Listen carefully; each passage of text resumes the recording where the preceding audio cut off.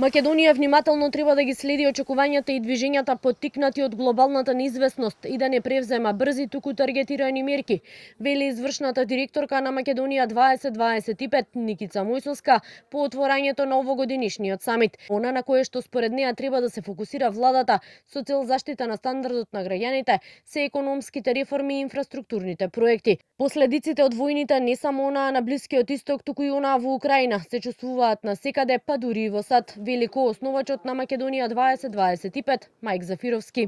Таргетирани зборам за заштита на животниот стандард на посиромашните граѓани, меѓутоа исто така на економски план, она што е добро што инвестициите, особено инфраструктурните инвестиции се одвиваат добро и тоа доведува до економски раст, меѓутоа мислам дека треба да размислиме повеќе за секако по обемни, би рекла, структурни реформи кои што е тешко да се спроведат во услови кога имате неизвестност и ограничен фискален простор. I mean, there is a polarization all over the world.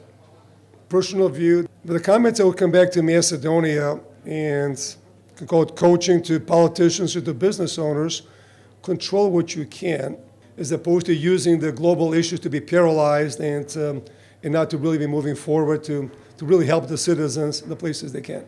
Во излагањето на првиот дел од овогодинишниот самит, премиерот Христијан Мицкоски, осврнувајќи се на глобалните предизвици и случувања, оцени дека инфраструктурното поврзување представува клучен фактор за економски раст на државата.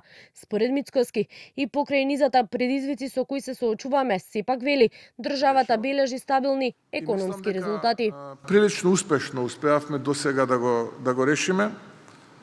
И покрај тоа што имавме исклучително големи фискални откажувања, кои што на прв поглед може да се очекува да влијаат врз буџетот, но принципот теорија, односно економија на обем, кој што го применивме, до овој момент можам да кажам дека не само што не ги почувствувавме, туку напротив, ги надмина и нашите очекувања во услови на криза. Борба против корупцијата, која станува број еден предизвик, економскиот раст, дигитализацијата, вештачката интелигенција, но и за тоа како дијаспората да стане стратешки капитал за развој во Македонија, се главните теми на кои овие 2 дена во рамки на самитот ќе дебатираат учесниците.